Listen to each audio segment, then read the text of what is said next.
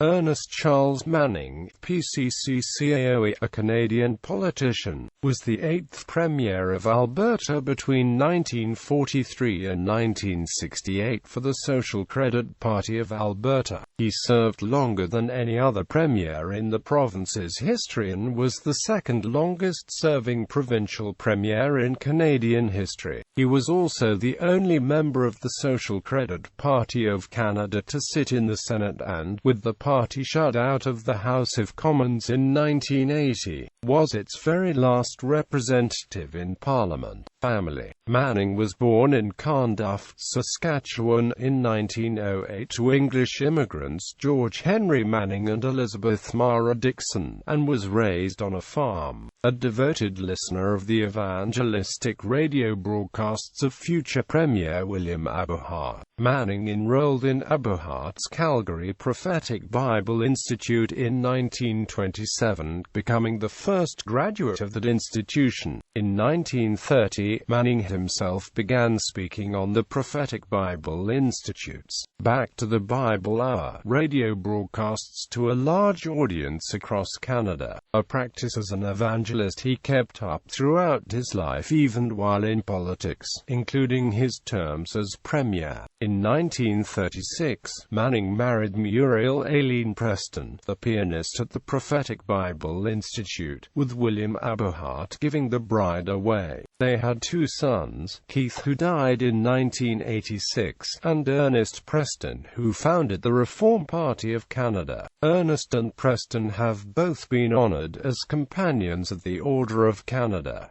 Provincial politics. In the 1935 provincial election, he was elected to the Legislative Assembly of Alberta as a Social Credit MLA from Calgary. The Secrets won an unexpected victory in that election, and Manning became Alberta's provincial secretary and Minister of Trade and Industry. In 1940, he switched seats and was elected from Edmonton.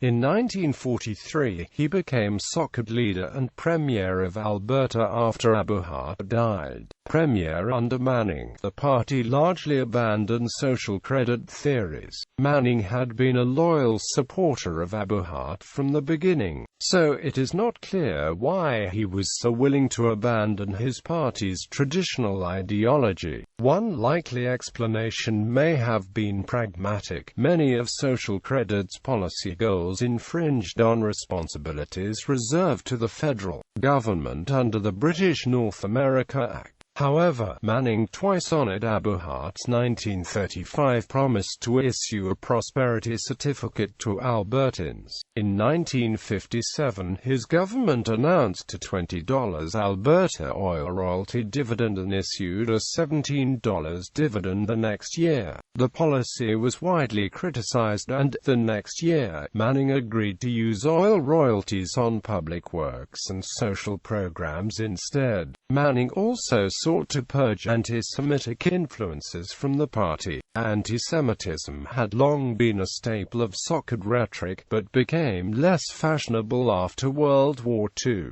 Manning, however, continued social credit's conservative social policies. For many years, airplanes could not serve alcohol while flying over the province. Under Manning, Alberta became a virtual one-party province.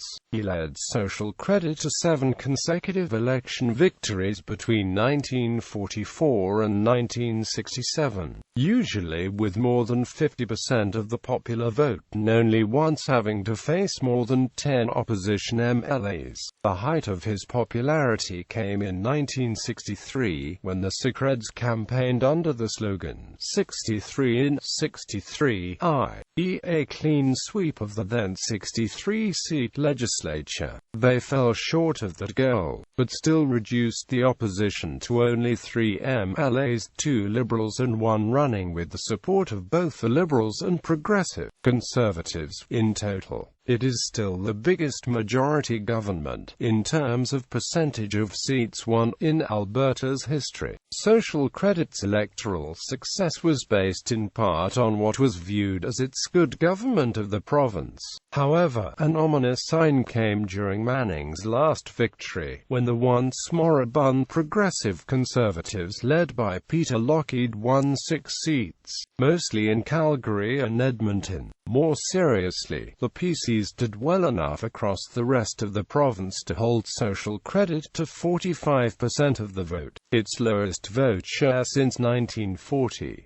Despite its long-standing popularity, Social Credit was a rural-based party, and never lost that essential character. It never really adapted to the changes in Alberta as its 2 largest cities gained increasing influence, though Manning himself represented urban ridings for his entire career. Manning retired in 1968, and Social Credit was knocked out of office 3 years later. It has never come within sight of power again. By the time Manning left the legislature, only he, Alfred Hook, and William Tomon were left from the original 1935 caucus. Though Tomon served a break from 1952 to 1959, Hook would later go on to be the only MLA to see the government right through from its beginning to its very end in 1971. Federal politics. Manning also used his strong provincial standing to influence the federal secrets. He told the 1961 Federal Leadership Convention that Alberta would never accept Francophone Catholic Real Cowet of Quebec as the party's leader, even though Cowet led the party's strongest branch east of Manitoba. Robert Thompson of Alberta won the election, although Manning's objections to Cowet led to suspicions that the vote was fixed. Indeed, Cowet later claimed that he had enough support to win, but the Quebec delegates all voted for Thompson after Manning told him, "Tell your people to vote for Thompson because the West will never accept a Roman Catholic French-Canadian leader." By this time, however, all but 4 members of the Social Credit Federal Caucus came from Quebec. In 1963, virtually all of the Socod MPs from Quebec followed Cowet into the Ralliement des Creditistes, leaving behind a Social Credit rump in English Canada. Afterwards, Manning did not provide much support to Thompson's tiny caucus and, being concerned with the leftward trajectory of both the federal Liberals and the Progressive Conservatives,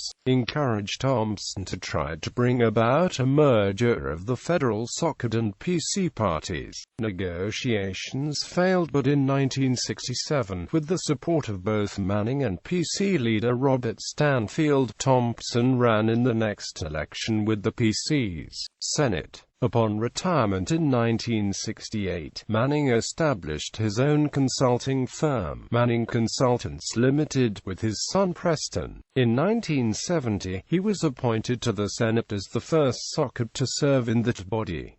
The same year, he was made a Companion of the Order of Canada. He retired in 1983, having reached the mandatory retirement age of 75. Ernest Manning died in Calgary in 1996. Legacy: a high school and a business park road in Calgary, a freeway road in Edmonton, and a town in northern Alberta are named after Ernest Manning. In 1980, the Ernest C. Manning Awards Foundation was created, and the Manning Innovation Awards were started in 1982, with the purpose of promoting and honoring Canadian innovation.